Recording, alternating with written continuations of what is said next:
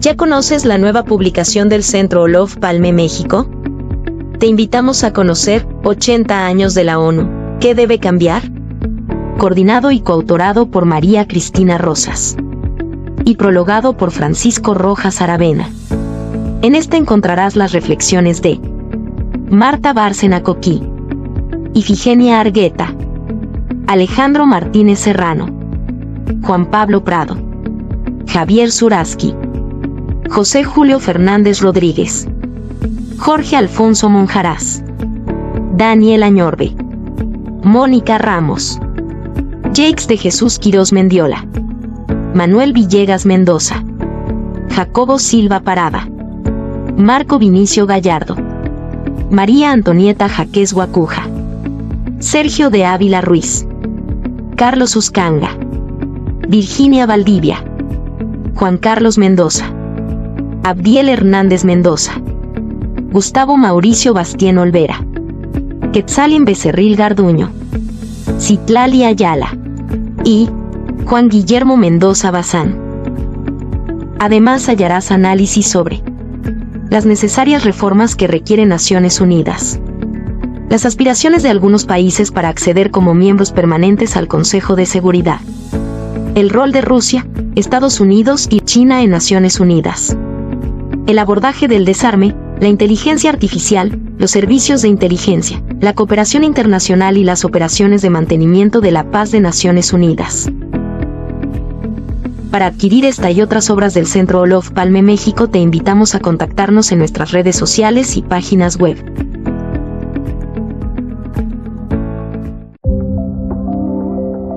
A 40 años del fallecimiento de Olof Palme, su pensamiento sigue siendo una referencia clave para comprender los desafíos del mundo contemporáneo. Su legado invita a reflexionar sobre la mediación internacional, la reducción de armamentos, la agenda ambiental, los derechos humanos y la cooperación global. El Centro Olof Palme les invita a su seminario virtual. Olof Palme y el mundo 40 años después. En su aniversario luctuoso, que se llevará a cabo los viernes, del 13 de febrero al 13 de marzo, en un horario de 9 a 11 horas. ¡Te esperamos!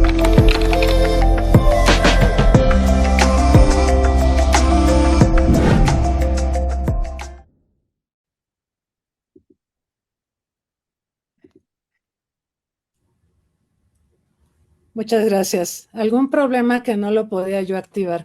Muy bien. Buenos días a todas, a todos. Bienvenidos, bienvenidas a esta cuarta sesión del seminario que organiza el Centro Olof Palme México alrededor del análisis y de la revisión y un poco el homenaje a Olof Palme, quien fuera primer ministro de Suecia, quien el 28 de febrero de 1986 fue asesinado y cuya autoría, la autoría de este asesinato sigue siendo motivo de especulación, como pasa con los asesinatos políticos, ¿verdad?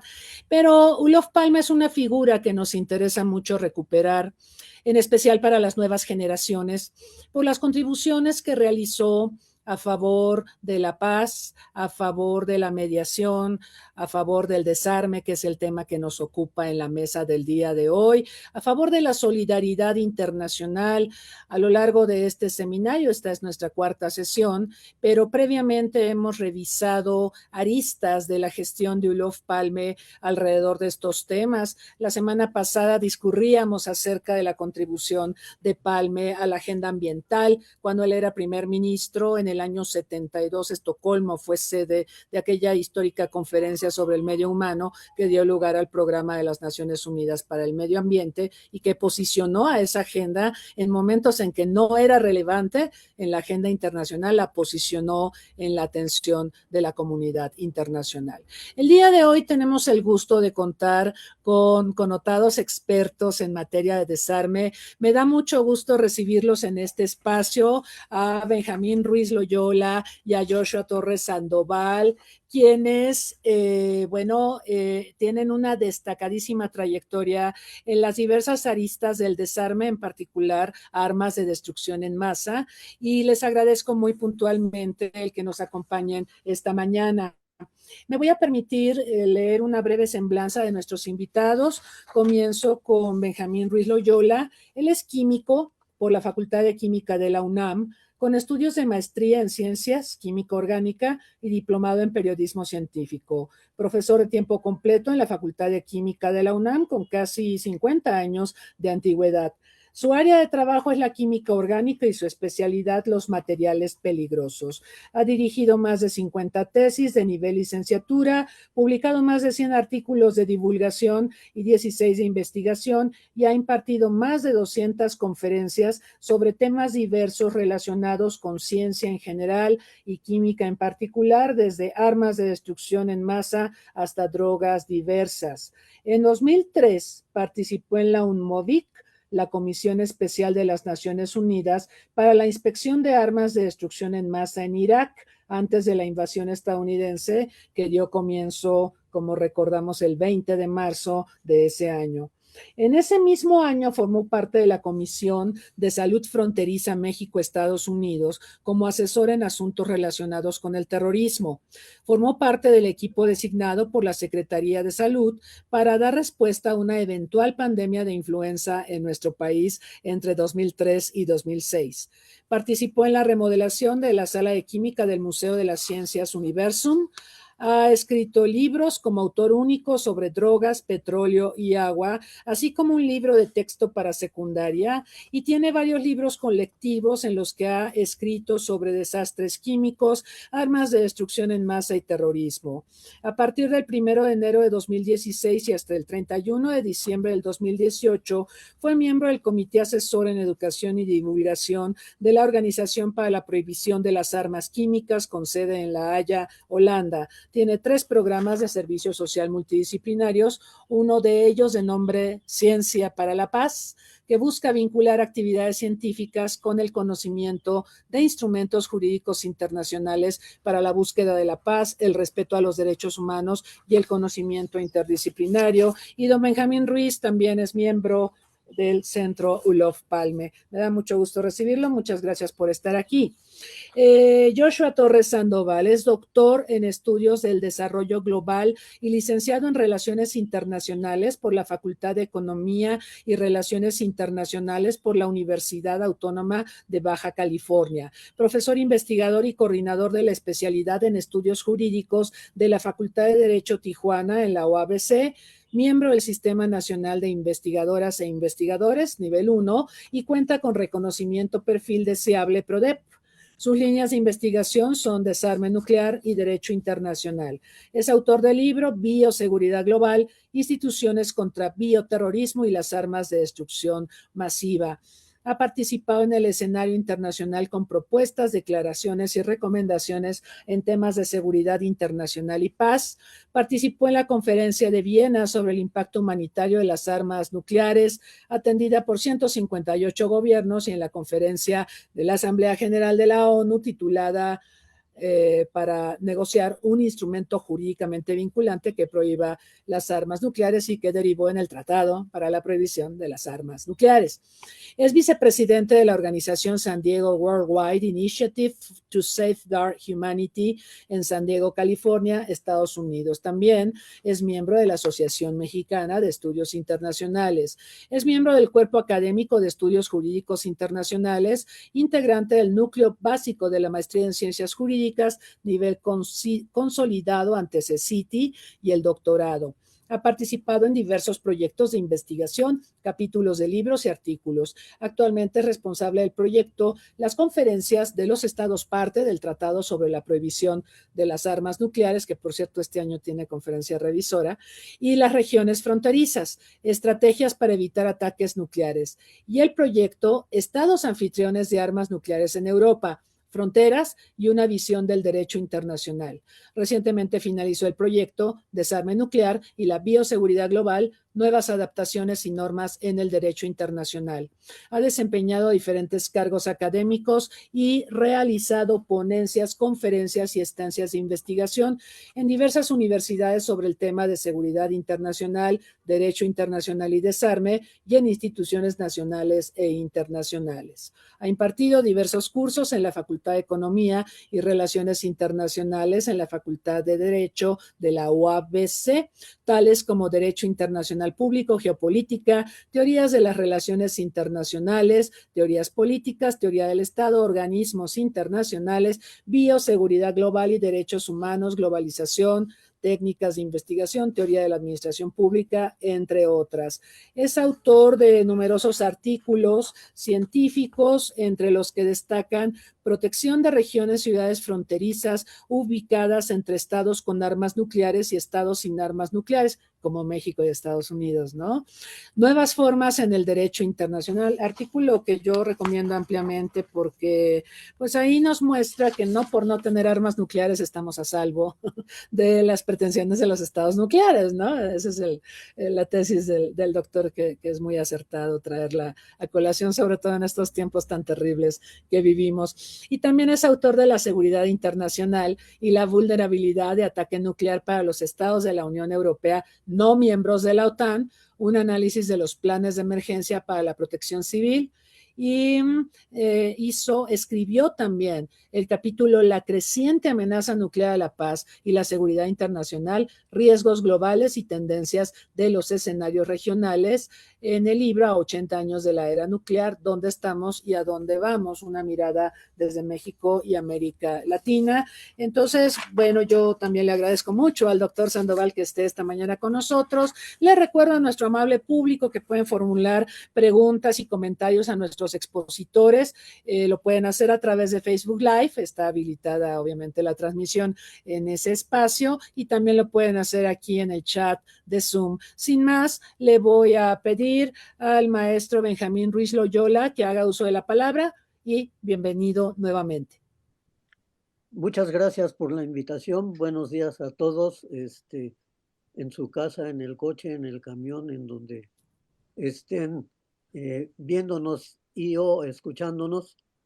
Y es una oportunidad muy interesante hacer un recuento de la intervención de Olof Palme en cuestiones relacionadas con armamento biológico y armamento químico puntualmente. Tenemos que hacer un poco de historia y recordar que durante la Primera Guerra Mundial fue cuando se desató masivamente el empleo de armas químicas de muy diversa categoría, de muy diversos tipos, y al término de la guerra se vio que fue tan desastroso.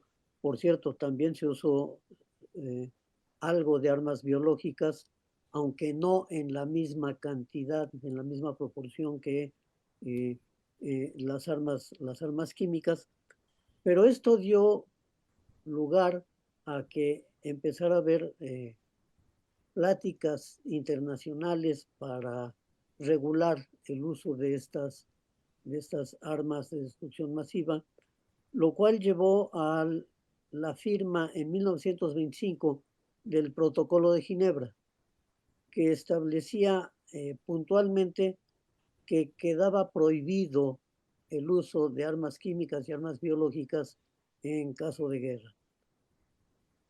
Esto era sumamente limitado, y cuando Olof Palme, siempre preocupado por la paz, por la seguridad, empieza en 1969 su primer periodo como primer ministro, impulsa definitivamente los trabajos orientados hacia algo más que simplemente la prohibición del uso de este tipo de armamentos. Y así se culmina en 1972 con la firma de la Convención sobre Armas Biológicas y Toxinas, que prohíbe ya no solamente el uso, sino la producción y el almacenamiento. Y las toxinas son exactamente la interfase entre armas químicas y armas biológicas. ¿Por qué? Porque finalmente las toxinas son sustancias químicas tóxicas. Lo que hace daño es la sustancia química tóxica. Digamos, en el caso del botulismo, pues lo que hace daño es la toxina botulínica, no el Clostridium botulinum, que es el que la produce. Pero como esta toxina se produce por un organismo vivo, entonces las toxinas están exactamente en la interfase y son reguladas inicialmente por esta Convención de armas biológicas que prohíbe su producción y su almacenamiento, además de lo que ya prohibía respecto a uso el Protocolo de Ginebra. Pero Olof Palme estaba eh, yendo mucho más allá. Y a partir de la firma de la Convención de Armas Biológicas, empieza a trabajar sobre todo a partir de 1980 sobre establecer un control sobre armas químicas. Sobre todo porque en la Primera Guerra del Golfo, 1980-1988, Irak recibe tecnología de Estados Unidos para fabricar armas químicas y utilizarlas en contra de Irán. Recordemos que Saddam Hussein fue puesto al frente del gobierno de Irak por Donald Rumsfeld, en aquel entonces asesor político, y toda la historia que ya conocemos de hace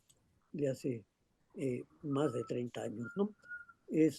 Pero Olof Palme, a partir de eso y que lo denuncia reiteradamente en Naciones Unidas y reiteradamente se enfrenta al veto de Estados Unidos para sancionar a Irak por el uso de armas químicas, impulsa decididamente, junto con otros connotados pacifistas, la creación de un tratado internacional que prohíba también las armas químicas, pero que no solo se quede en prohibir el uso, como en el Protocolo de Ginebra, o prohibir la producción y el almacenamiento, como en la Convención de Armas Biológicas, sino que sea mucho más integral, que obligue a la destrucción de los armamentos, que obligue a la destrucción de las instalaciones de producción. Lamentablemente, su asesinato no le permitió ver culminado esta convención, pero yo considero que es hasta el momento el tratado internacional sobre control de armas más completo que existe y es un modelo para hacerlo extensivo a otros. Porque, por ejemplo, la Convención de Armas Biológicas ha tenido aproximadamente 8 reuniones de revisión para ver cómo se modifica y el resultado es que no se le ha cambiado ni una coma. No ha pasado nada porque los países se niegan a ser inspeccionados, a entregar declaraciones, que son obligaciones que sí están en la Convención para Armas Químicas. Entonces, de alguna manera le debemos una buena parte de esto a Olof Palme, porque cuando se forma la Comisión Independiente sobre Desarme y Seguridad, él es uno de los impulsores definitivos y hablaba de varios puntos importantes. La seguridad común de los países, estableciendo cooperación entre diferentes bloques, ayuda a que se forme el bloque de los países no alineados, Suecia no siendo parte ni de la OTAN ni del Pacto de Varsovia, toma a los que no están en ninguno de los dos y forma el grupo de los no alineados, propugna la reducción de armamentos convencionales y nucleares y obviamente busca la prohibición de armas químicas y biológicas, pero habla del establecimiento de zonas libres de armas nucleares, fundamentalmente en Europa. de eso va a hablar el doctor Torres, así que lo dejo un poco de lado, pero sí lo que tenemos en relación con armas químicas en mucho es fruto del impulso que le dio Olof Palme en su momento. Como cualquier convenio internacional que conocemos, simple y sencillamente existe la letra, existen los países decididos a cumplir, pero también existen los países decididos a no cumplir. Existen los que no les interesa y en 2018 tuvimos el ejemplo al encontrarnos con la nueva familia de compuestos químicos, la familia Novichok, producida en Rusia, que no había sido declarada nunca y que fue encontrada por, digamos que por un accidente químico biológico al intentar asesinar a un ciudadano ruso viviendo en Inglaterra y que afortunadamente sobrevivió y a partir de ahí se pudo encontrar esto. Pero de la misma manera tenemos países que se sabe internacionalmente que tienen armas químicas, pero no son parte de la convención, por lo tanto, la letra de la convención no les es aplicable. No quiero decir nombres de estos 4 países que no son parte de la convención, y esto habla de algo muy importante.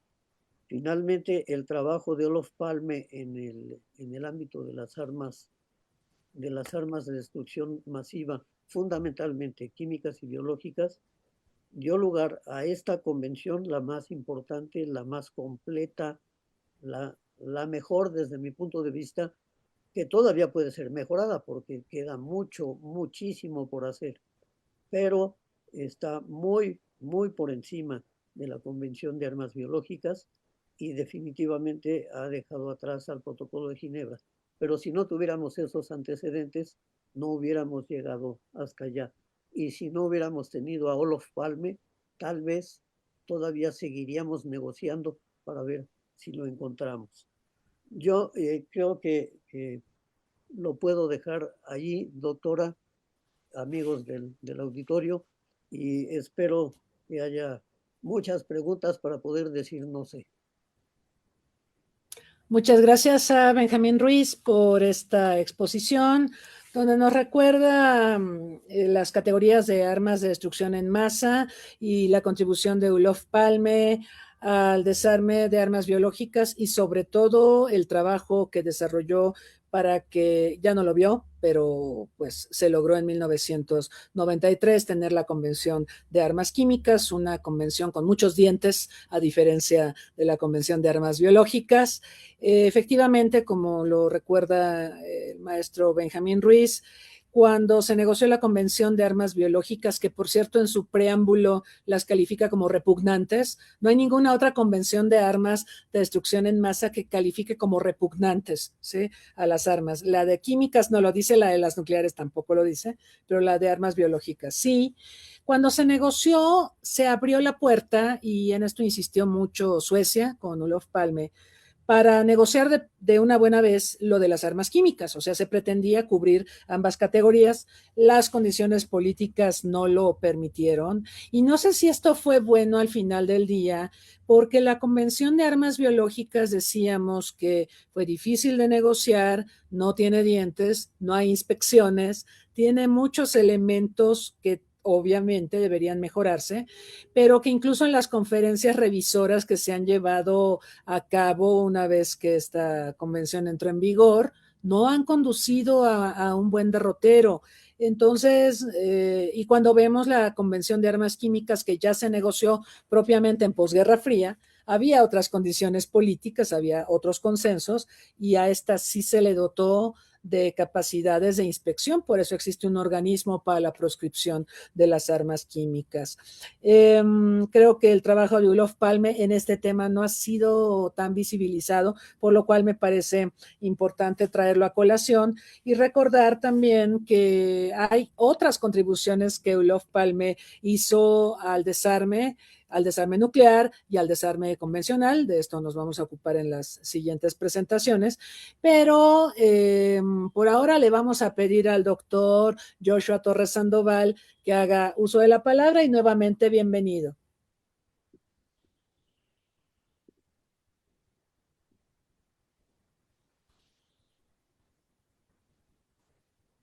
Gracias, doctora Rosas.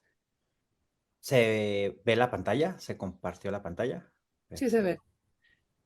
¿Me pueden confirmar si se puede ver la diapositiva completa? Completa, sí. Todo bien. Muchas gracias, doctora. Pues para mí es un placer estar aquí presente. Agradezco la invitación al Centro Olof Palme, al Centro de Análisis e Investigación sobre Paz, Seguridad y Desarrollo, y sobre todo a su líder, la doctora María Cristina Rosas. Y es un honor también compartir esta distinguida mesa virtual con el doctor Benjamín Ruiz y, por supuesto, con la doctora Rosas. El día de hoy les voy a platicar una reflexión con ciertas visiones que las asocio con Olof Palme, que en sus visiones de trabajo en materia de desarme incluyen un corredor desnuclearizado para Europa Central, que fue una de sus propuestas con la Comisión Palme, y sobre todo también buscaba una zona desnuclearizada nórdica, que seguramente la doctora Rosas nos va a platicar de ello. Pero reflexionando estas iniciativas y este eje que tenía el ministro Olof Palme, me puse a reflexionar sobre la visión de las zonas libres de armas nucleares y los riesgos de los estados anfitriones y las implicaciones fronterizas en Europa y en América Latina. Y es por eso que voy a asociar esta visión de Palme con las siguientes reflexiones. Primero que nada, pues quiero mencionar que actualmente hay 9 estados que tienen armas nucleares. La tendencia no es buena. Algunos estados están incrementando sus arsenales nucleares y bueno, nos encontramos con un aproximado de 12,000 armas nucleares que existen hoy en día.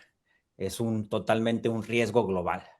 Aquí les muestro una gráfica de la tendencia que se mantiene en los últimos años y vemos que Rusia y Estados Unidos siguen liderando los arsenales nucleares con arriba de las 5,000 ojivas. China tiene una tendencia en incremento de 500, actualmente está en 600 ojivas nucleares. Francia mantenía una tendencia de 290 ojivas nucleares en los últimos años, pero en los días pasados nos enteramos pues, que el presidente francés, Emmanuel Macron, pues dio el discurso en donde anuncia el incremento de sus arsenales nucleares. Reino Unido mantiene una tendencia de 225, Pakistán y la India poco a poco van incrementando sus arsenales. Israel mantiene una tendencia y Corea del Norte también lleva un incremento de 50 ojivas, que seguramente ahorita ya debe estar en 60, 70 ojivas nucleares. Bueno, la visión de las zonas libres de armas nucleares. Las zonas libres de armas nucleares establecidas mediante diversos tratados regionales representan un logro para la humanidad. Aún así, cada uno de estos tratados y sus zonas tienen casos particulares pendientes de retos técnicos jurídicos. La resolución de la Asamblea General de la ONU 3472 define a las SLAN como, dice, se defina el estatuto de ausencia total de armas nucleares al que estará sujeta esa zona, inclusive el procedimiento para fijar los límites de la misma.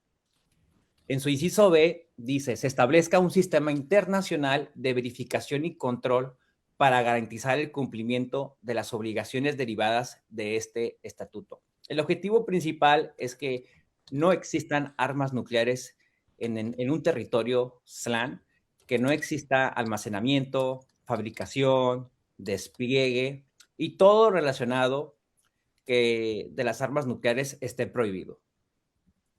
El primer tratado de una zona libre de armas nucleares en una región poblada fue el Tratado para la Proscripción de las Armas Nucleares en América Latina y el Caribe, de 1967, conocido como el Tratado de Tlatelolco. De manera posterior, fueron negociados tratados similares, como el de Rarotonga en el Pacífico Sur, Bangkok en el sudeste asiático, Pelindaba en África, Semipalantinsk en Asia Central, y el que da estatus a Mongolia como un territorio libre de armas nucleares. Ahí les presento un par de imágenes. En la primera está Alfonso García Robles, el primer premio Nobel de México por la paz, en la sala Tlatelolco, justamente en las negociaciones del tratado, y en la otra imagen es la zona de aplicación del Tratado de Tlatelolco. Toda esa zona en América Latina y el Caribe es una zona libre de armas nucleares que sirvió de ejemplo para las otras zonas pobladas para que se generaran estos tratados. En ese sentido, la falta de una zona libre de armas nucleares en las regiones de Oriente Medio y en Europa está entre los pendientes que tiene la comunidad internacional para reducir la amenaza nuclear a la seguridad internacional.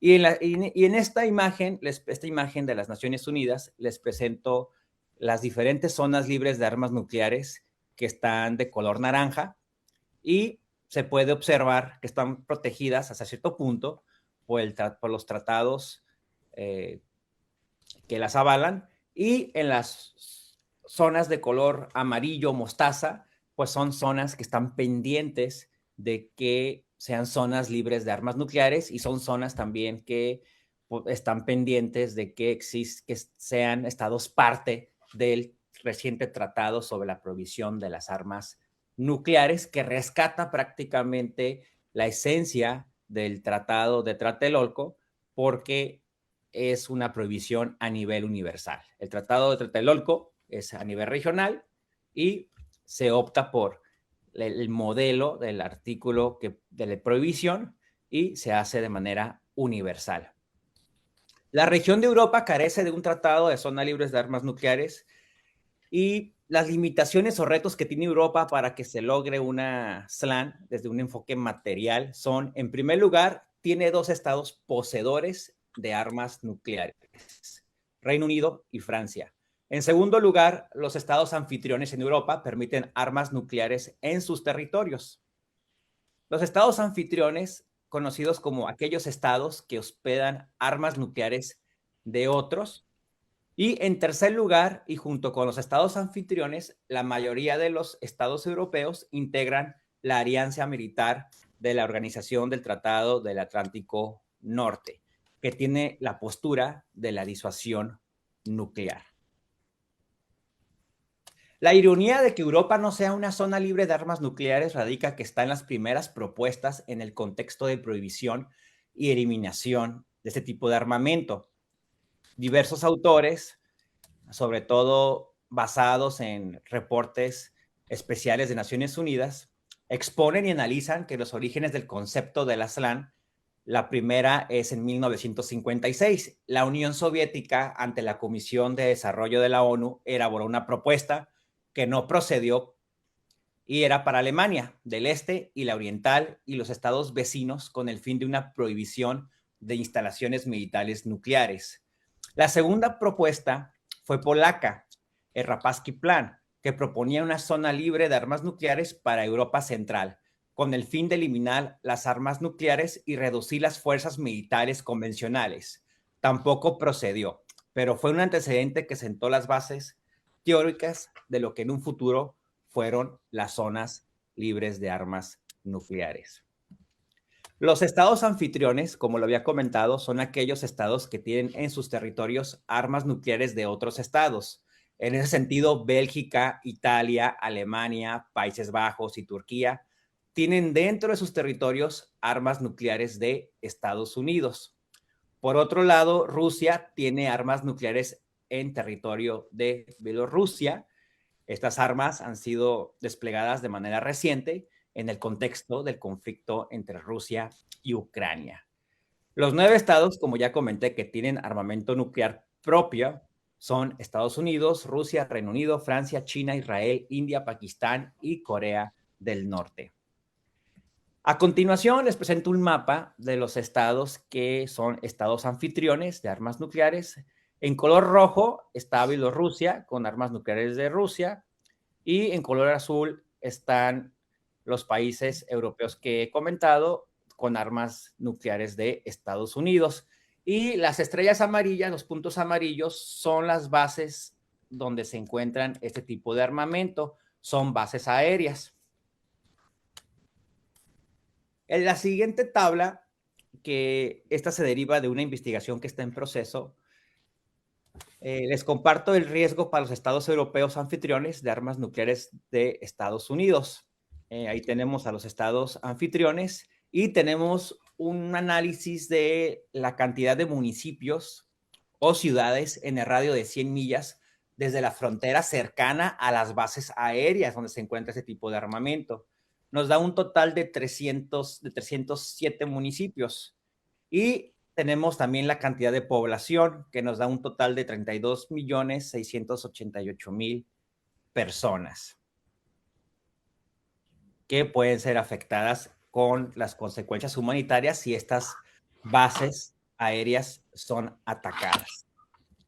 En la tabla 2 les muestro el riesgo para los estados vecinos de los estados europeos de anfitriones de armas nucleares de Estados Unidos. Los países vecinos son Austria, Chipre, Croacia, Eslovenia, Liechtenstein, Luxemburgo, Siria y Suiza, que están muy cerca de estas bases aéreas, y nos da una cantidad de 197 ciudades en el radio de las 100 millas a la redonda, y la cantidad de población contabilizada son 5.725.694 personas. En total, tenemos que son 504 ciudades involucradas y 38.414.564 personas aproximadamente que están involucradas en este riesgo de las consecuencias humanitarias de las armas nucleares. En un hipotético conflicto nuclear, los estados anfitriones son objetivos estratégicos de ataque nuclear, ya que hospedan armas nucleares en bases militares en sus territorios. Las consecuencias de los hipotéticos ataques a los estados anfitriones afectarían sin duda alguna a las ciudades cercanas a las bases militares y a los estados vecinos fronterizos que no tienen dicho armamento nuclear.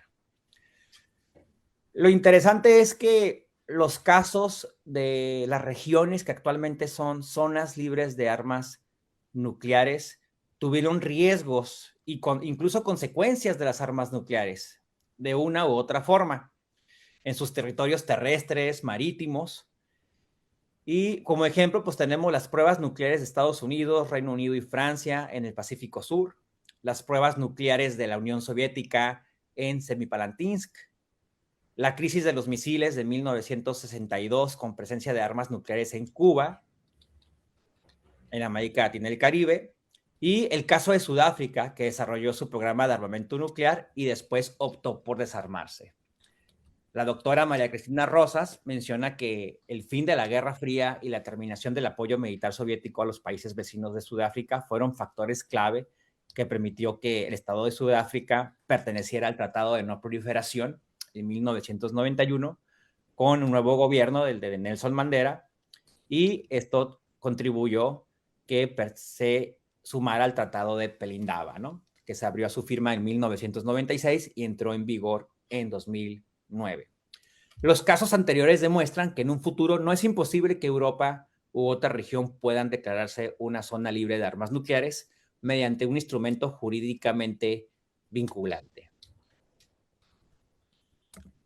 La comparación de la SLAN de la América Latina y el Caribe con las regiones de Europa, Asia y Oriente Medio marca una diferencia geopolítica significativa, aunque los riesgos de la amenaza nuclear no desaparecen. En primer lugar, un intercambio de ataque nuclear o una tercera guerra mundial no salvaría de las consecuencias humanitarias, entre otros efectos, a las poblaciones de la región de América Latina y el Caribe. Segundo, México, estado no poseedor, comparte una extensa frontera con Estados Unidos y este puede ser atacado por otros estados con armamento nuclear en sus diferentes bases militares, ciudades, entre otros puntos estratégicos ubicados en su frontera sur, lo que implicaría afectaciones inmediatas para el norte de México. Tercero, los estados de la región tienen relaciones cercanas con los diferentes estados que tienen armamento nuclear. Además de la presencia de Estados Unidos en el hemisferio sur, Rusia y China son cada vez más notables en la región con la cooperación económica y militar.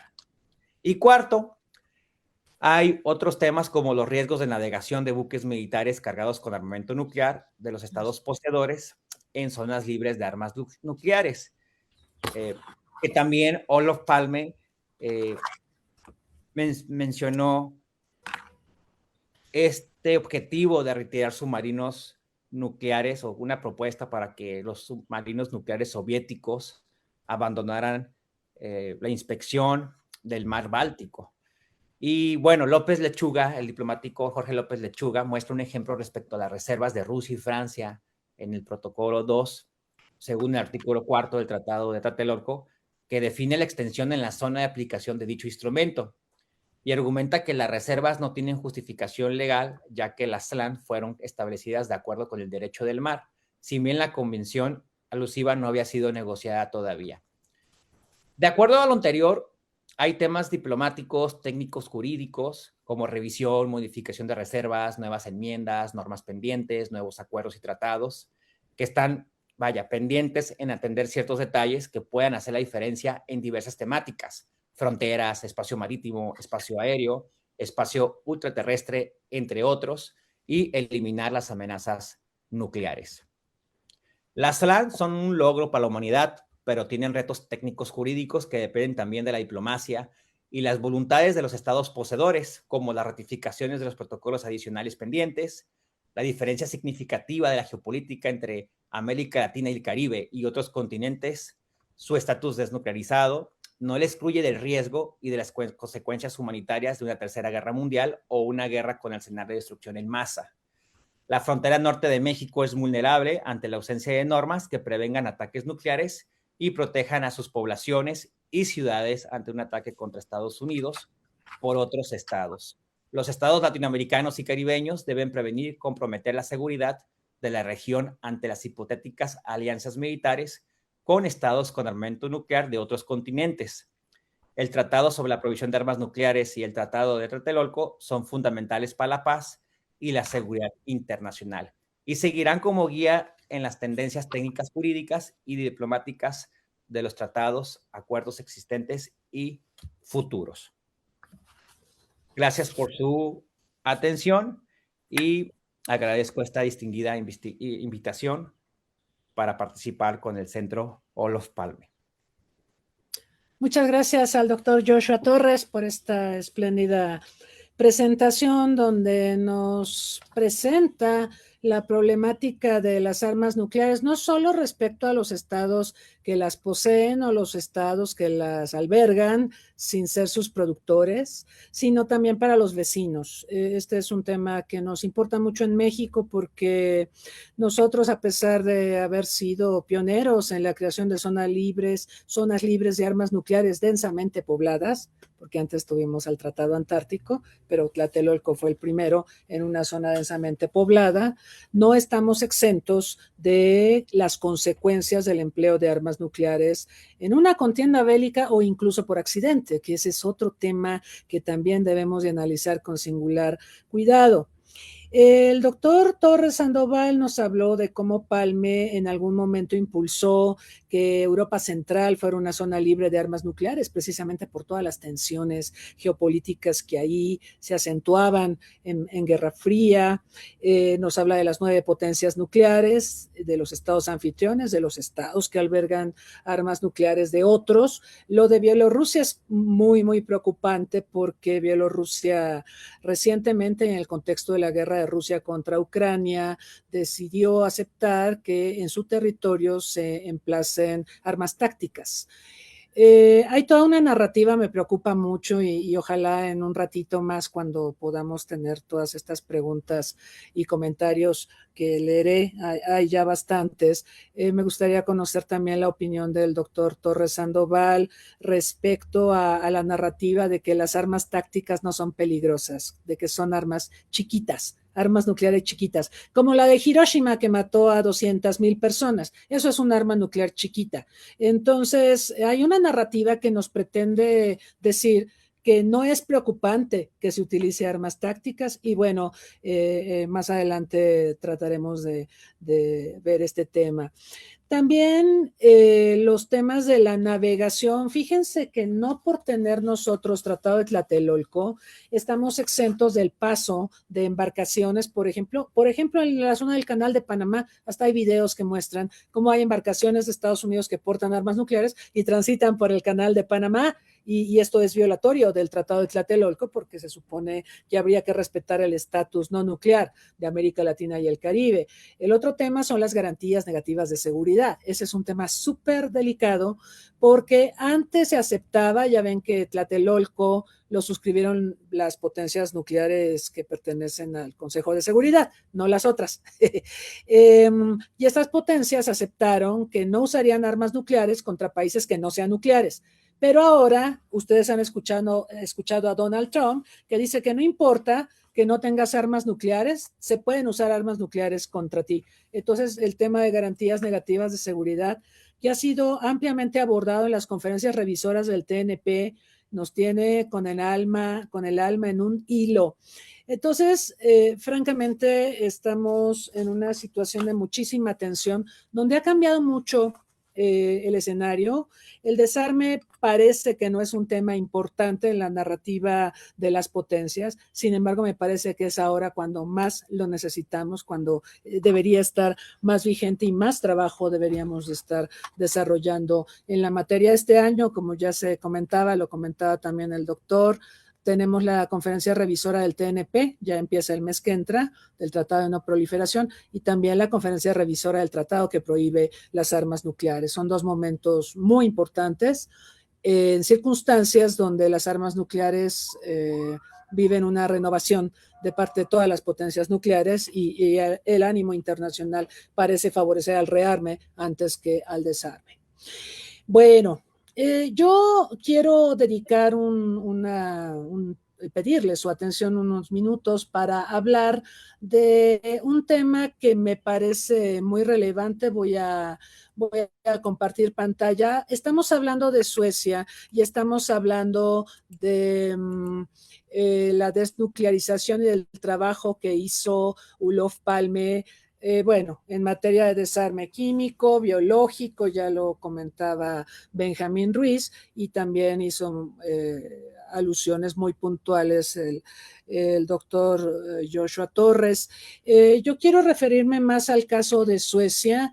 Suecia me parece fascinante porque, como lo vamos a ver, aquí hay algunas imágenes de Olof Palme con diferentes líderes internacionales, bueno, hasta una imagen con Henry Kissinger, que a mucha gente lo toma como por sorpresa.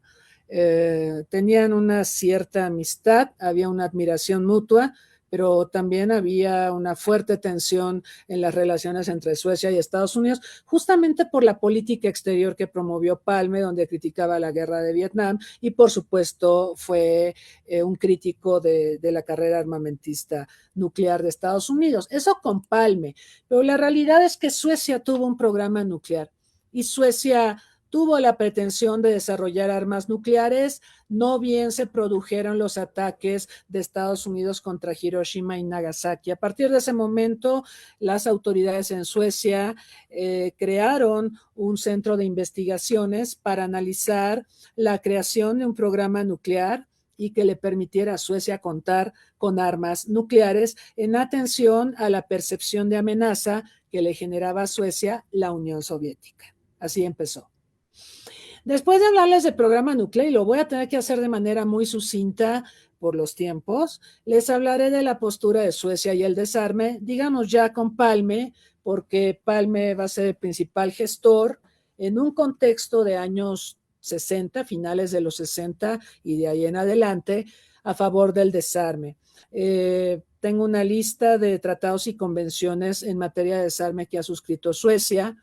Mencionaré brevemente la Comisión Palme, no quiero repetir lo que ya dijo el doctor Torres, pero un par de puntualizaciones. Hablarles del Grupo de los 6, porque ahí México y Suecia coincidimos en una iniciativa para impulsar el desarme nuclear y coincidió Olof Palme con Miguel de la Madrid.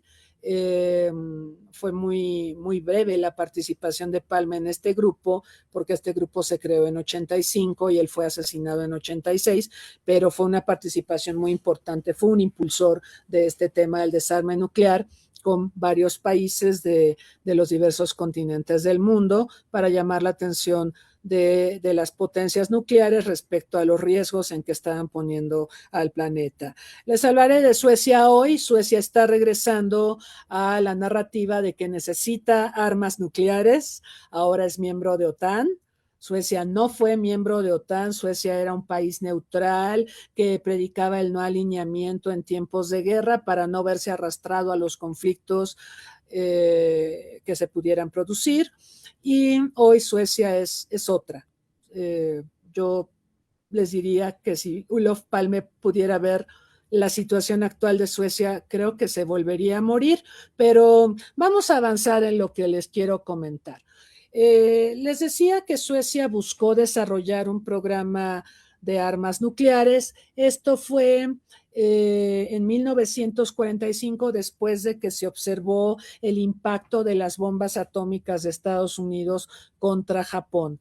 Y entonces Suecia creó una instancia que se llama Establecimiento Nacional Sueco de Investigación de Defensa, al que le dio la tarea de perfilar un programa de armas nucleares. Ahora, para este fin se creó un comité atómico que documentó una serie de insuficiencias que tenía Suecia para poder contar con un programa de armas nucleares. Les quiero comentar que Suecia en aquellos años quería un programa propio, no quería depender de Estados Unidos.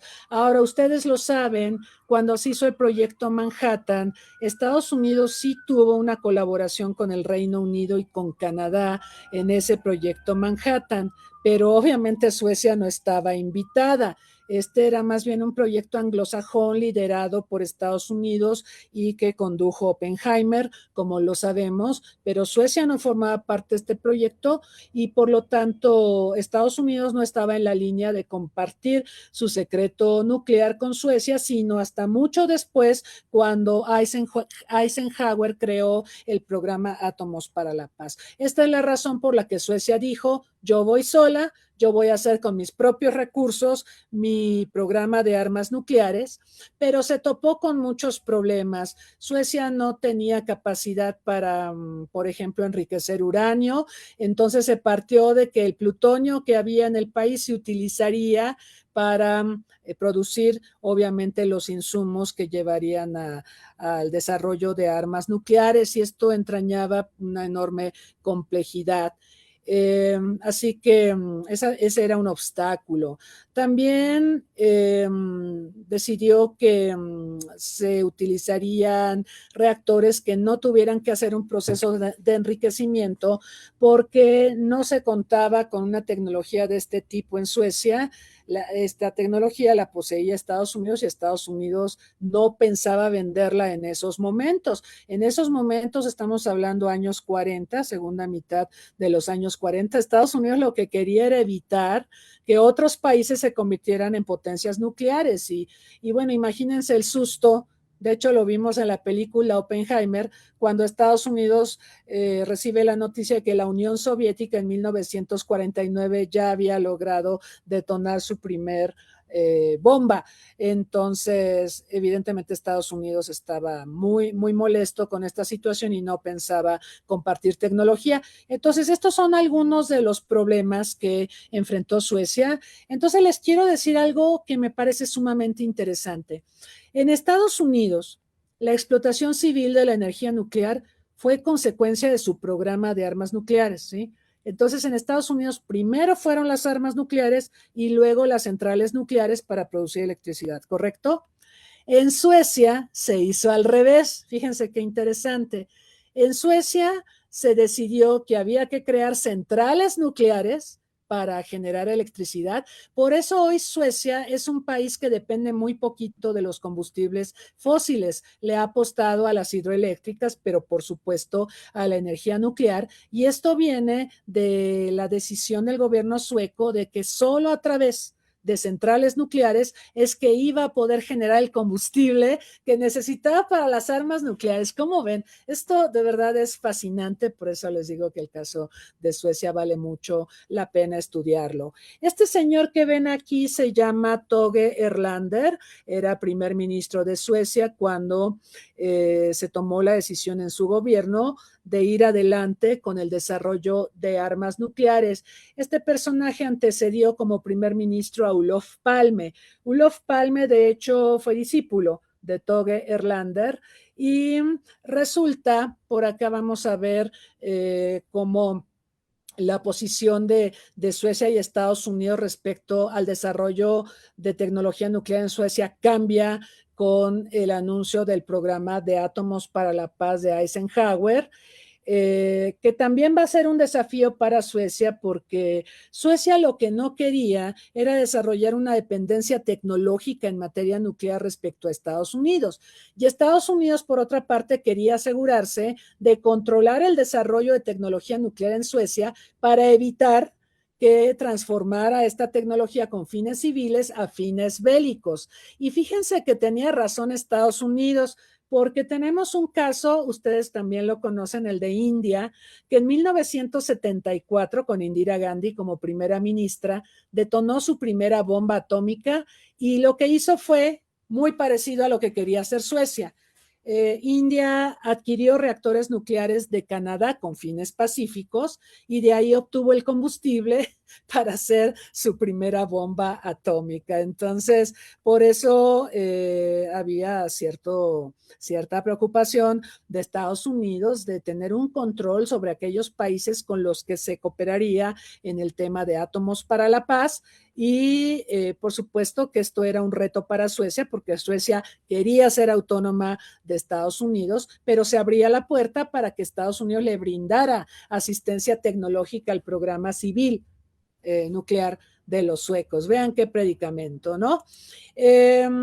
Y aparte ocurrieron otras cosas. Suecia, por ejemplo, fue electa miembro no permanente del Consejo de Seguridad de Naciones Unidas en el 57. Ese es un año muy emblemático. Es cuando la URSS puso en órbita el Sputnik, pero también donde probó su cohete R-7, un cohete que puede transportar ojivas nucleares a nivel intercontinental. Entonces, el tema de desarme se empieza a asentar en la agenda internacional y obviamente Suecia en el Consejo de Seguridad pues se enfrentaba a otro predicamento, ¿no? ¿Cómo hacer un programa de armas nucleares cuando eres miembro permanente del Consejo de Seguridad y se están abordando cuestiones de desarme nuclear a nivel internacional? Bueno, aquí ven a Olof Palme muy jovencito. Resulta que en el 59 se hizo un informe en Suecia a cargo de un comité del Partido Socialdemócrata, al que pertenecía Tage Erlander y el propio Palme. Palme fue uno de los grandes líderes de la socialdemocracia en Suecia y en el mundo. Y este comité estudiaba la cuestión de las armas nucleares y resulta que quien presidió el comité fue Olof Palme. O sea, aquí ya estamos viendo los pininos de Olof Palme a propósito del pretendido programa nuclear de armas nucleares de Suecia, y donde se aborda la pertinencia o no de desarrollarlo y, por supuesto, la importancia del desarme. También hubo problemas dentro de Suecia en sus fuerzas armadas, porque ya para el momento en que Suecia había dicho, sí, quiero tener armas nucleares propias, el ejército y la marina pensaron que esto les iba a quitar recursos para todos los implementos y sistemas de armamento que ellos requerían. El presupuesto para hacer armas nucleares, perdónenme, pero es carísimo, esto también lo sabemos, y entonces ejército y marina empezaron a dividirse y a oponerse a que Suecia desarrollara armas nucleares, porque además esto sobre todo iba a fortalecer a la Fuerza Aérea, dado que Suecia quería desarrollar armas nucleares que pudieran ser emplazadas en aviones, sobre todo, ¿no? Entonces se rompió el consenso de las Fuerzas Armadas alrededor de este tema. Y lo otro que les quiero decir es que los años 60 marcaron un viraje respecto a la narrativa nuclear de Estados Unidos. Hasta antes de John F. Kennedy, Estados Unidos sí asumía las armas nucleares como una opción de ataque. Con Kennedy sí se sigue asumiendo, por supuesto, a las armas nucleares como de posible uso, pero también Kennedy puso el acento en las armas convencionales, ¿no? Entonces, esto hizo que también Suecia reconsiderara su programa nuclear, ¿ok? De todas maneras, Suecia ha valorado la pertinencia de armas nucleares tácticas, y tenemos una información que ha sido dada a conocer en varios textos, con información de inteligencia también, donde se revela que Suecia tenía condiciones o estimaba que podía tener condiciones para contar con 100 armas tácticas hacia 1972. No las desarrolló por las razones que les había comentado, y porque al final del día tanto Estados Unidos como la Unión Soviética participaron en la creación del Tratado de No Proliferación de Armas Nucleares, y esto cambió la narrativa internacional a favor de la no proliferación, no del armamentismo nuclear, sino de la no proliferación. Y aquí es donde vemos también lo que nos explicaba el doctor Joshua, cómo empiezan a prosperar zonas libres de armas nucleares. De hecho, Tlatelolco fue anterior al Tratado de No Proliferación. De hecho, Tlatelolco es un muy buen antecedente para crear el Tratado de No Proliferación de Armas Nucleares, y esto deja a Suecia con el dilema de, bueno, ¿voy a seguir adelante o no con mi programa de armas nucleares? ¿Y por qué no mejor creamos una zona libre de armas nucleares en los países nórdicos? También hubo esta propuesta, no se concretó, ¿no? Y bueno, quiero pasar rápidamente a explicarles qué ha hecho Suecia en materia de desarme. Al final, Suecia decide que no va a desarrollar armas nucleares. Es caro, es políticamente complicado, las Fuerzas Armadas no están de acuerdo. A nivel interno hubo un debate respecto a la pertinencia, y la población se empezó a oponer. Y por otro lado, también los esfuerzos de no proliferación a nivel internacional hicieron su parte para que Suecia renunciara a la idea de hacer armas nucleares. Suecia ha firmado un montón de tratados de desarme, varios de ellos ya se mencionaron. Firmó el TNP, entonces podemos considerar que en el 68 Suecia ya sería como la fecha en que renuncia a desarrollar armas nucleares, pero también firmó el tratado que prohíbe a las armas nucleares. Este, como ustedes saben, es reciente, es de 2017. También firmó el tratado que prohíbe los ensayos nucleares, el tratado que prohíbe por completo los ensayos nucleares. Es signatario de la Convención de Armas Biológicas, de la de Armas Químicas, de la Convención de La Haya para evitar la proliferación de misiles balísticos. Hay una iniciativa de Estocolmo para el desarme nuclear, y también firmó la Convención de Ottawa contra las minas antipersona y la Convención de Oslo sobre municiones en racimo. así que tiene un historial muy importante en materia de desarme y también hay grandes figuras. Hace un momento se mencionaba Alfonso García Robles. Ustedes recordarán que Alfonso García Robles compartió el premio con la mujer que ven aquí en la imagen. Alva Myrdal, activista a favor del desarme en Suecia, fue una fuerte opositora a que Suecia fuera potencia nuclear, ¿ok? Y su trabajo fue premiado con el Nobel de la Paz. Se lo entregaron a los dos juntos, a Alfonso García Robles y a Alva Myrdal en 1982. Y por otro lado tenemos a este señor, Benjamín Ruiz, lo conoce, Hans Blix, diplomático sueco. El señor tiene 97 años, él nació en Uppsala y él presidió al Organismo Internacional de Energía Atómica por 2 décadas prácticamente, y fue el jefe de inspectores de armas de Naciones Unidas al que le encargaron que fuera a revisar si Irak tenía armas prohibidas. Y él dijo, pues no, no hay. Es cierto que Saddam Hussein restringió la entrada de los inspectores a ciertas instalaciones, pero en términos generales no había tales armas. Después supimos cuando Estados Unidos invadió Irak, que por cierto ya va a ser el aniversario de la guerra contra Irak, el próximo 20 de marzo, descubrimos que no había tales armas y luego Hans Blix publicó este libro, Disarming Iraq, que le recomiendo a las personas que quieren conocer más sobre todas las falacias que se dijeron respecto a las armas de Saddam Hussein y que simplemente fueron un pretexto político para hacerle una guerra. Entonces aquí tienen a otro distinguido sueco que ha contribuido decididamente a los temas de paz y de seguridad en materia nuclear. Palme en el 82 creó este informe o presidió este informe, Seguridad Común, un programa para el desarme, donde se habla de las consecuencias del conflicto nuclear y también nos habla de esta falacia de que las armas nucleares proveen seguridad, que es la narrativa de las 9 potencias nucleares. Países como nosotros, como los mexicanos, partimos de que es el desarme el que nos puede dar seguridad, no son las armas nucleares, y eso lo asentó este informe de la Comisión Palme. En esta Comisión Palme y los científicos que lo acompañaron en la redacción del documento, se señalaba que la guerra nuclear no puede ser ganada, que sería desastrosa para todas las partes involucradas. Y también dijo que todas las naciones tienen derecho a la seguridad, que la fuerza militar no es un medio legítimo para resolver disputas y que hay que reducir y limitar las armas para que haya seguridad mutua. De ahí que postule el concepto de seguridad común, que es un concepto ganar-ganar. Para que un país tenga seguridad, si logra tener seguridad, solo será si los otros tienen seguridad. Entonces yo me debo desarmar, los otros se deben desarmar para que todos tengamos seguridad. Y rápidamente lo del grupo de los 6 que les comenté, este grupo de los 6 fue creado en el 85, se reunió un par de ocasiones, una vez en India, siendo Indira Gandhi todavía primera ministra, se integró por México, Suecia, Argentina, la propia India, Tanzania y Grecia. La reunión inaugural fue en Nueva Delhi. Un poquito después fue asesinada Indira Gandhi y fue sustituida por su hijo, por Rajiv.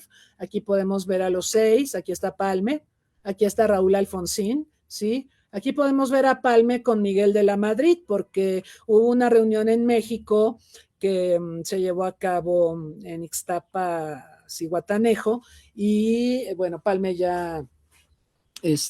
bueno, antes de esa reunión en Ixtapas y Guatanejo hubo este encuentro entre Palme y Miguel de la Madrid. Ya después Palme es asesinado y llega su sucesor Ingvar Carlsson a los trabajos del grupo de los 6.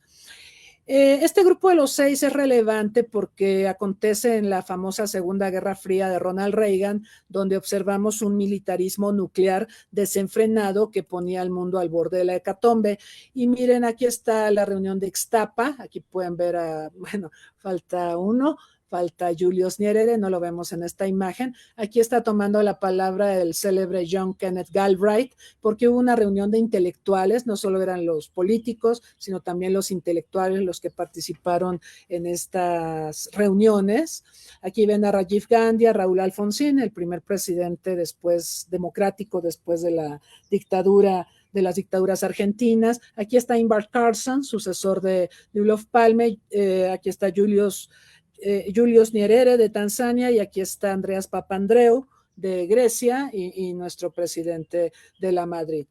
Esas reuniones fueron importantes, le molestaron mucho a Ronald Reagan, por supuesto, fue una década, la de los 80, de muchas tensiones, pero al final colapsó la Unión Soviética y parecía que la carrera armamentista nuclear iba a reducirse. Quizá hubo un impasse, pero posteriormente y sobre todo en fechas recientes vemos una renovada carrera armamentista.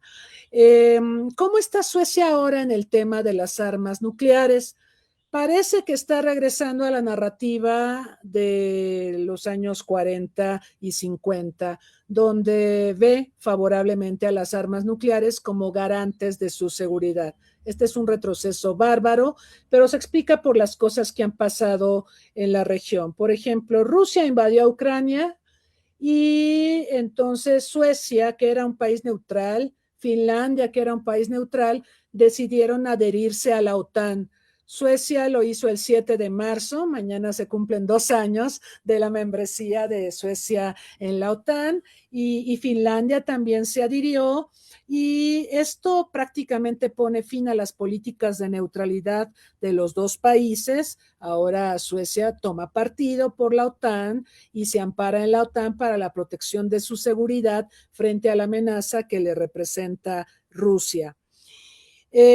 Suecia, el 16 de septiembre de 2024, no bien había ingresado a la OTAN, estableció un compromiso basado en armas nucleares cuando Suecia y Finlandia acuerdan que Estocolmo lideraría una nueva base de defensa de la OTAN que se establecería en el norte de Finlandia. En otras palabras, Suecia y Finlandia están contemplando que Estados Unidos coloque armas nucleares en sus territorios para salvaguardar la seguridad de estas naciones frente a Rusia.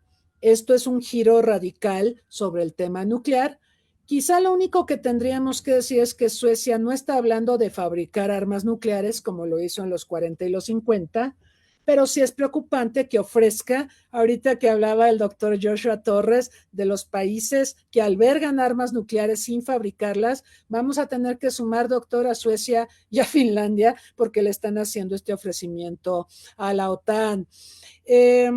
Ahora, una cosa interesante es que hay 2 países de la Europa nórdica, Dinamarca y Noruega, que son fundadores de la OTAN, que no albergan armas nucleares en su territorio, pero hay un territorio que ahorita está en todos los medios de información y estaba de manera prominente antes de la crisis de Irán, que es Groenlandia. Groenlandia es un territorio autónomo de Dinamarca que tiene armas nucleares de Estados Unidos. Y esto lo supimos por investigaciones que aceptó Dinamarca, que eran periodísticas, que eran reales. En 1995, un medio de información danés dio a conocer que había armas nucleares de Estados Unidos en Groenlandia y que además había habido un accidente terrible donde un avión de Estados Unidos se estrelló en Groenlandia y liberó radiación en la zona en la que se estrelló, y Dinamarca pues, no pudo ocultar el hecho de que Groenlandia tiene armas nucleares, por lo cual estas narrativas de estos países de que hay que desnuclearizar y hay que buscar la paz por otros medios no parece que sean reales. Entonces, realmente tenemos armas nucleares en Escandinavia, por lo menos en Groenlandia, y ahora el ofrecimiento de Suecia y Finlandia de que ahí se establezcan, se coloquen armas nucleares de la OTAN, de Estados Unidos propiamente. En la Guerra Fría hubo una iniciativa para crear una zona libre de armas nucleares en Escandinavia. Aquí vemos al que era presidente de Finlandia, Urho Kekkonen, con Olof Palme. Fue iniciativa de Finlandia, ¿eh?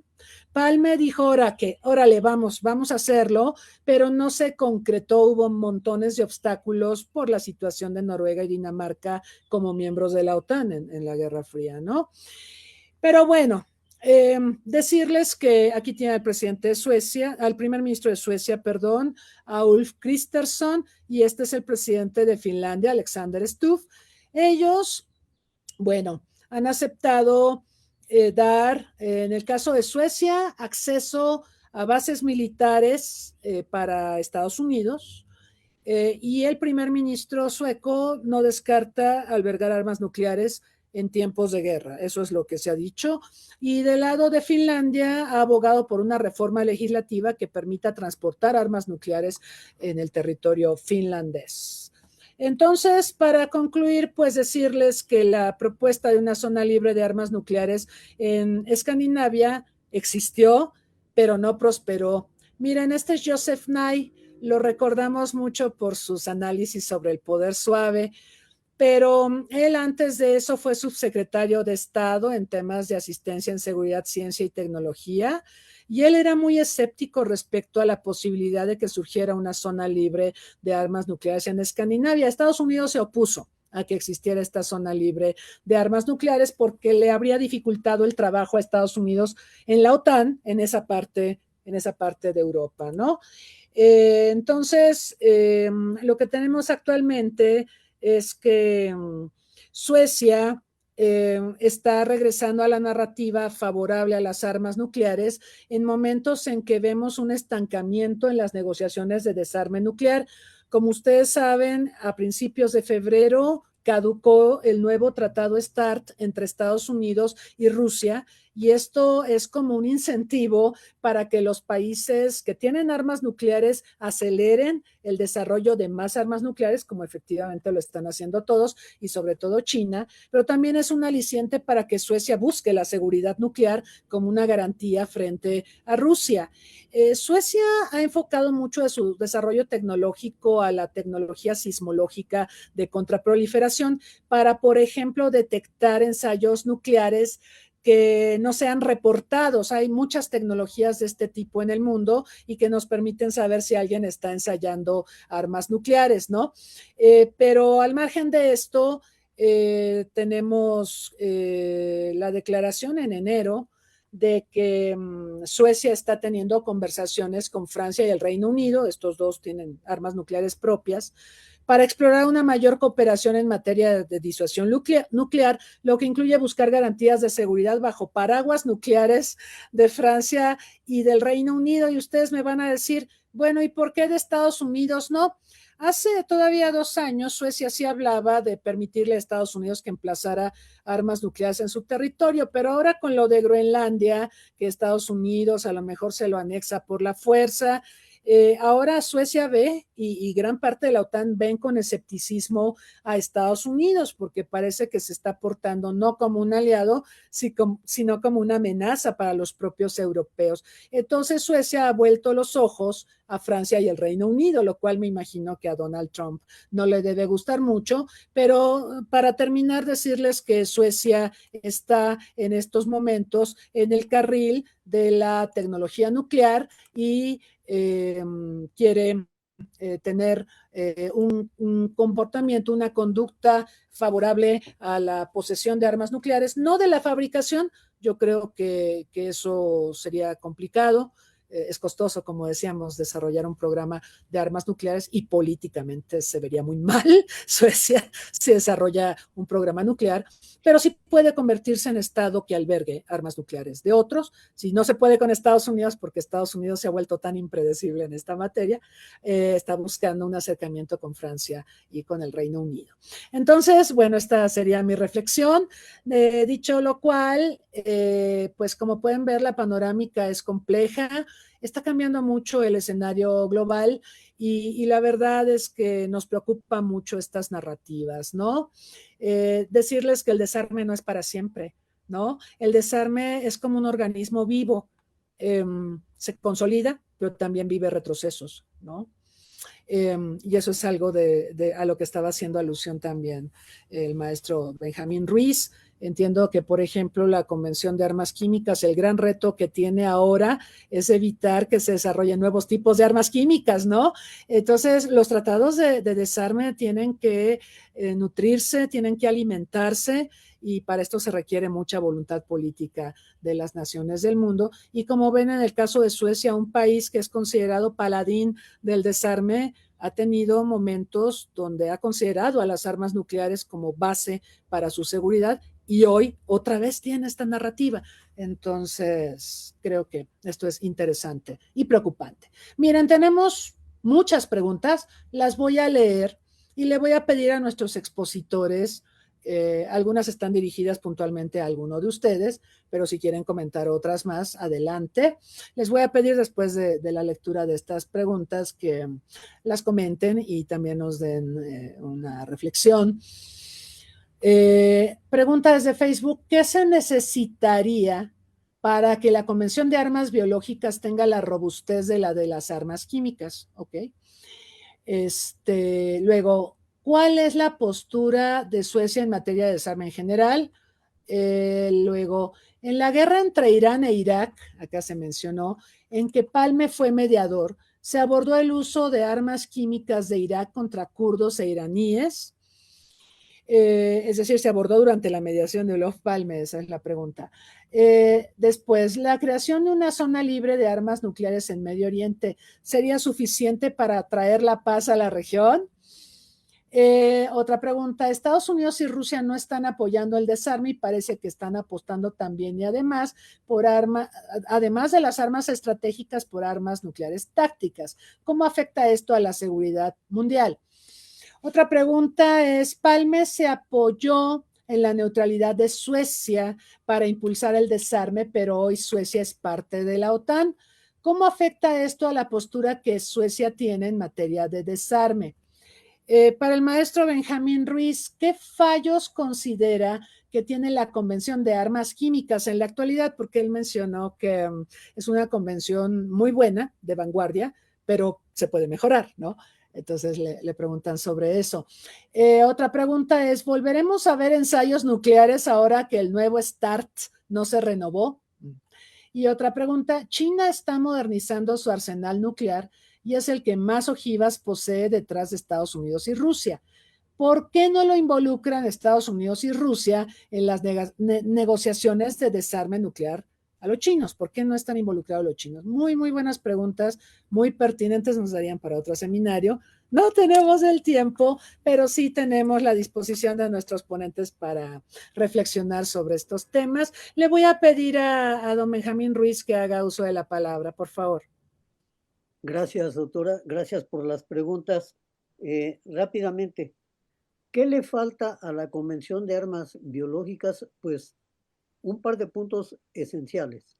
La obligación de los países de entregar declaraciones puntuales cada año sobre la situación del manejo de microorganismos, tanto a nivel industrial como a nivel médico e investigación, en el caso de que pudieran ser desviados hacia la producción de armas biológicas. Esta inspección es indispensable para poder garantizar que se está trabajando con fines civiles y no con fines militares. ¿Qué otra cosa hace falta? Bueno, aparejado con las inspecciones van al revés, aparejado con las declaraciones va la posibilidad de efectuar inspecciones. Que haya inspecciones de la organización del organismo, en este caso es Naciones Unidas directamente, sobre la verificación de la veracidad de las declaraciones que se hayan entregado. Y un tercer aspecto importantísimo es que tendrá que buscarse la manera de que conceptos científico-tecnológicos novedosos como la biología sintética se utilicen para usos perfectamente civiles, perfectamente legales, pero se pueden desviar con muchísima facilidad. Por eso es indispensable que esta convención integre los conceptos de declaración y de inspección. Habría muchos otros puntos mucho más finos, pero no tenemos el tiempo suficiente. En la guerra de 1980-1988, en donde Suecia fue mediador en Naciones Unidas, buscando no solo prohibir que Irak siguiera utilizando armas químicas contra Irán, sino buscando una prohibición mayor, un castigo de Naciones Unidas para Irak por esto. El problema que hubo es que cada que se planteaba una resolución en el Consejo de Seguridad, Estados Unidos la vetaba. Y Estados Unidos la vetaba porque lo que quería Estados Unidos era buscar que a través de esta guerra se pudieran deshacer del Ayatollah Khomeini. Y entonces no le importaba a Estados Unidos todo lo que utilizara Saddam Hussein para acabar con Khomeini, lo cual no logró. Después atacó a su propio pueblo, a los kurdos, pero tampoco fue sancionado. Nuevamente porque hubo el perdón, digámoslo así, de Estados Unidos en el Consejo de Seguridad. Cuando vino la disputa entre Estados Unidos y el gobierno de Saddam Hussein, fue cuando Saddam Hussein, de alguna manera creyendo que contaba o seguía contando con todo el apoyo, pretendió anexarse Kuwait. Y entonces en 1990 viene la debacle porque Saddam Hussein deja de ser el amigo que nos ayudaba contra el gobierno teocrático de Irán y se convierte en el enemigo público número 1. Y ya sabemos cómo acabó esa historia, ¿no? Pero si no se sancionó a Irak fue porque Estados Unidos lo impidió en su momento. Y finalmente, ¿qué le falta a la Convención de Armas Químicas para hacer mejor? Es que tiene varios problemas en las manos que no han sido resueltos en los casi 30 años que lleva de vigencia, lleva 28, va a cumplir 29. El problema de las armas químicas abandonadas por un país en un territorio que no es el suyo. Ejemplo, todo lo que abandonó Japón durante la Segunda Guerra Mundial en territorio chino. No se ha resuelto. Otro problema sin resolver es el depósito de armas químicas en el mar. Muchos países que hicieron acopio de armas químicas durante la Segunda Guerra Mundial, que finalmente no se utilizaron, pues no encontraron mejor manera de deshacerse de ellas que arrojándolas al mar. Y el mar Báltico está lleno de armas químicas que nadie se quiere hacer responsable. Hace falta mucho trabajo de investigación científico para bajar al fondo del mar, para ver en qué condiciones están los contenedores, para ver qué se ha liberado, para ver cómo se ha afectado la flora y fauna marina en esas zonas, para ver hasta dónde se ha difundido. Y todo eso lo tiene que ver la convención, porque ya la parte de desarme, digámoslo así, está en un 99% terminada. Entonces, tenemos que buscar nuevos objetivos. Y un objetivo adicional es la cuestión de educación. En la medida que podamos influir en los planes y programas de las escuelas de educación superior, pero quizá desde la educación básica, haciéndoles ver que estas cosas existen, que son riesgosas, que son peligrosas y que debemos tener cuidado con ellas, será mucho más fácil el trabajo de desarme porque estaremos involucrando a toda la población. Si seguimos en este estado en que ni siquiera las facultades de química en todo el mundo hablan de armas químicas, pues son pocos los locos que se meten a estudiar estas cosas y que trabajan con ellas. Yo creo que esas son las cuestiones que están pendientes. Gracias, doctor. Muchas gracias al maestro Benjamín Ruiz. Sí, ahora que mencionaba lo de cómo en la guerra Irán-Irak, Occidente y la propia Unión Soviética apoyaron a Saddam Hussein contra Irán porque Irán era el diablo después de la Revolución Islámica y querían debilitar al ayatollah. Al final vemos cómo estas acciones crean a sus propios monstruos. Es decir, primero Irak fue aliado de las potencias, luego se convierte en enemigo y después fue derrocado con la incursión de Estados Unidos que comenzó el 20 de marzo de 2003. Y ahí se creó un vacío de poder que Irán ha buscado ocupar. Y ahora Estados Unidos quiere lidiar con este problema que el propio Estados Unidos creó. Entonces, caray, la verdad es que sí es muy importante revisar la historia y revisar todos estos errores estratégicos de Estados Unidos que han hecho del Medio Oriente una zona de alta conflictividad que está poniendo en riesgo a la seguridad mundial. Y bueno, ahora ya mataron al Ayatollah Khamenei, pero evidentemente hay muchísimos problemas que subyacen a este hecho y en general el panorama regional, véanlo, es como un incendio que se va propagando y que nos anticipa tiempos muy complicados, ¿no? Y el tema de educación para la paz y para el desarme, lo suscribo enteramente. Es muy importante sensibilizar a las nuevas generaciones. Varios de los tratados e iniciativas que estamos comentando aquí, incluso la figura misma de Olof Palme, es desconocida para las nuevas generaciones. Entonces, es importante traer de vuelta estos temas al debate público y a las tareas de educación para la paz, a los contenidos de educación para la paz y del desarme, para sensibilizar a las nuevas generaciones y hablar de armas químicas y hablar de armas biológicas y hablar de armas nucleares y sensibilizar mucho más a las personas sobre un problema real. Yo me acuerdo, se lo comentaba al doctor Torres Sandoval, cuando yo escribí aquel libro de desarme, incluso hasta colegas míos académicos me decían, pero ¿por qué escribes sobre desarme si ese es un tema del pasado?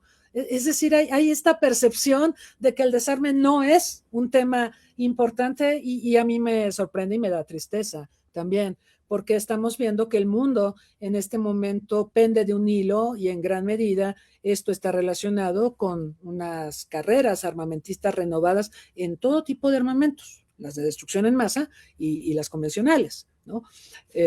Por ejemplo, el acuerdo este de Ottawa de municiones de minas terrestres antipersona, ya Finlandia lo denunció, Ucrania también, porque dicen que tienen miedo de Rusia, entonces que van a volver a comprar y adquirir minas terrestres y las van a sembrar en sus territorios. Ahí tienen un ejemplo de cómo el desarme involuciona, de cómo hay marcha atrás en acuerdos de desarme y cómo es tan sencillo parece destruir los tratados de desarme.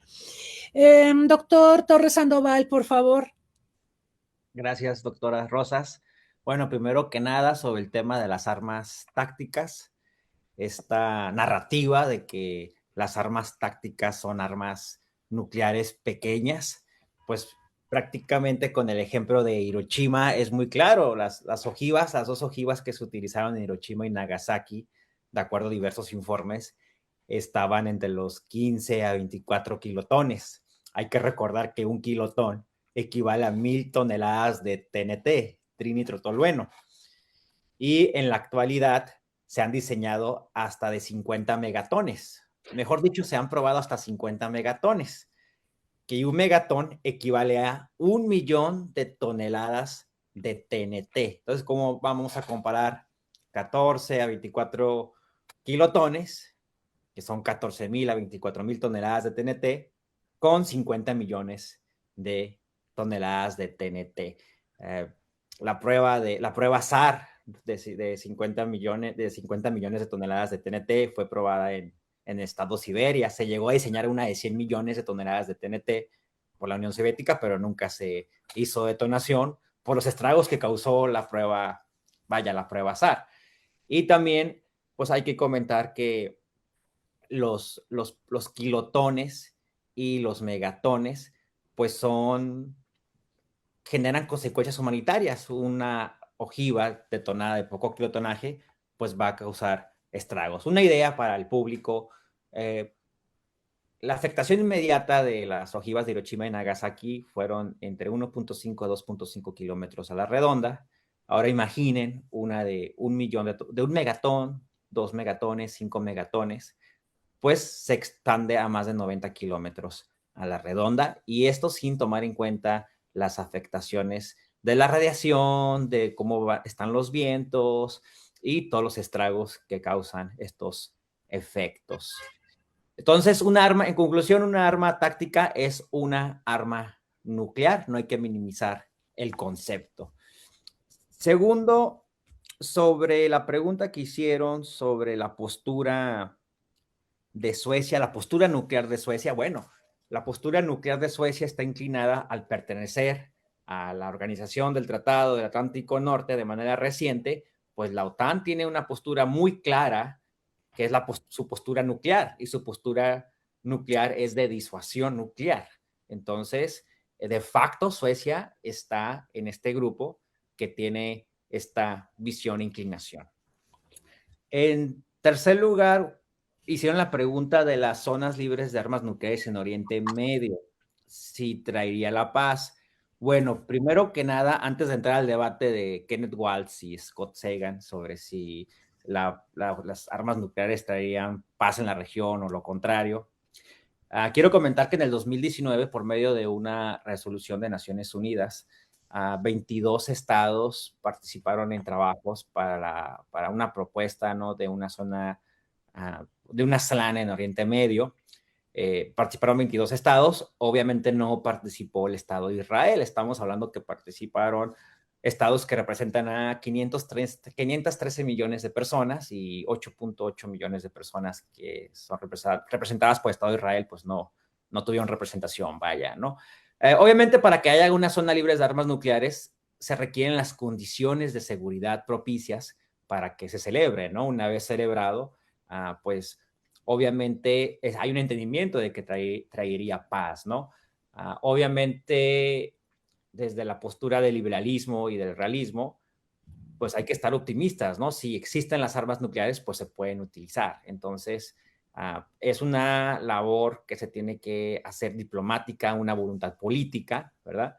Para que tengan efecto realmente esta zona libre de armas nucleares. Sobre la pregunta de China, ¿por qué China no está en negociaciones en materia de desarme con Estados Unidos y la Federación Rusa? Bueno, hay que recordar primero que el tratado New START, pues primero que nada, era un candado al incremento de los arsenales rusos y norteamericanos, pero hay que mencionar que, bueno, una de las posturas de Estados Unidos y críticas hacia China es porque la administración Trump, ¿por qué tener un acuerdo un acuerdo con Rusia y China no participa en este acuerdo? O sea, China sí puede ir incrementando sus arsenales nucleares, que es lo que marca ahorita la tendencia, ¿no? La tendencia de China es muy clara. Pero también la postura de China ha sido muy clara. La postura de China dice que cuando las condiciones estén propicias,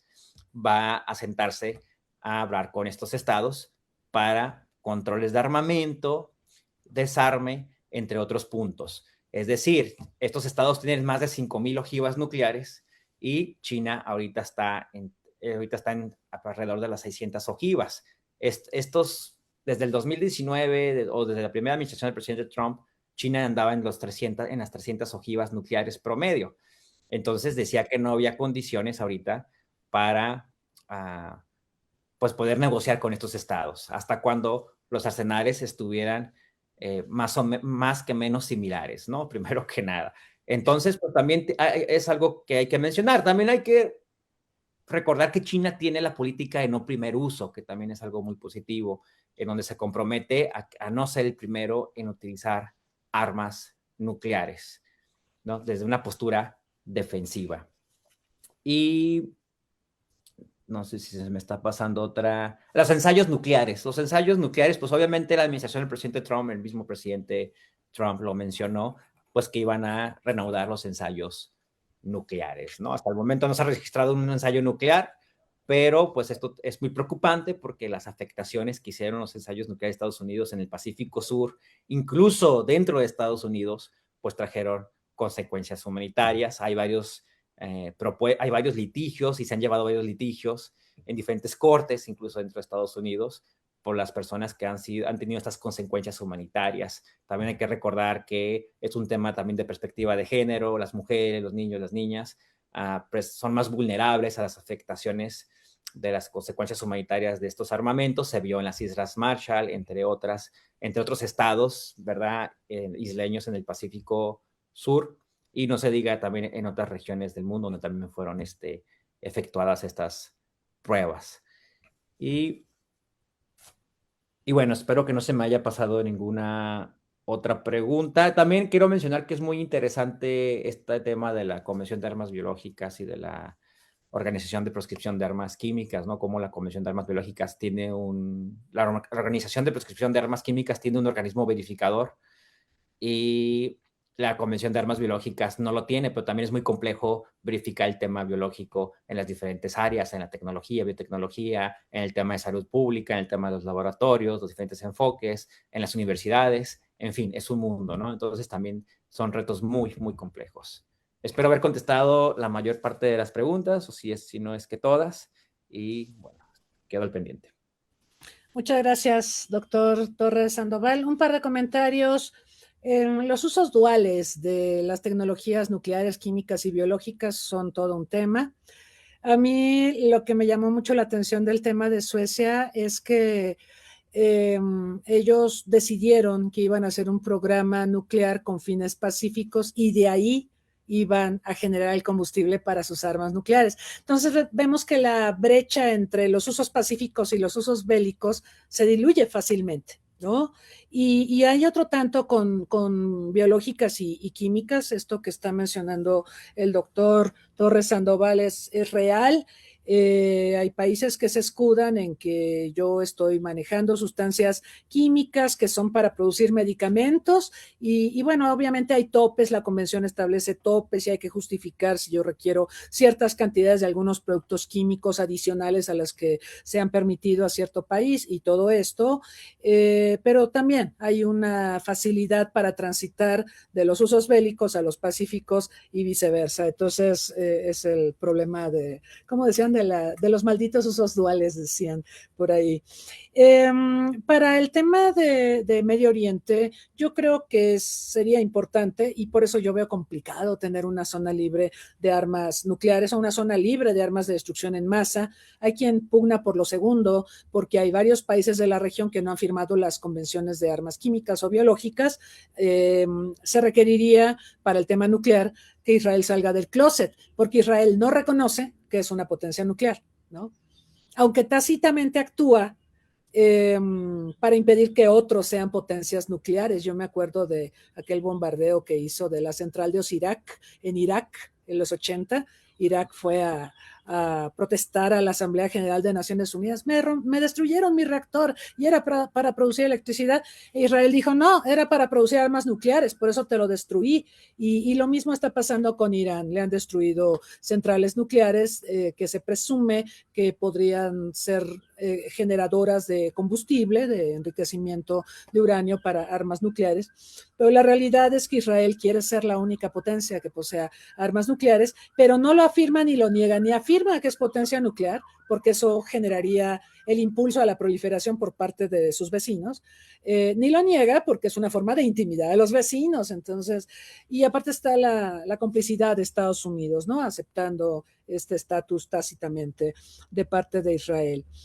Muy importante lo de China, no primer uso, pero China sí tiene planteado esto de que para fines de esta década, y ya falta cada vez menos, quiere tener 1000 ojivas nucleares. Yo me pregunto, ¿pero cómo para qué? Y también esta narrativa de yo tengo poquitas, en realidad la bronca es de los que tienen muchas, por eso yo no participo. O participo el día que tenga el equivalente a lo que tienen ellos. Ay, qué narrativas más peligrosas, ¿eh?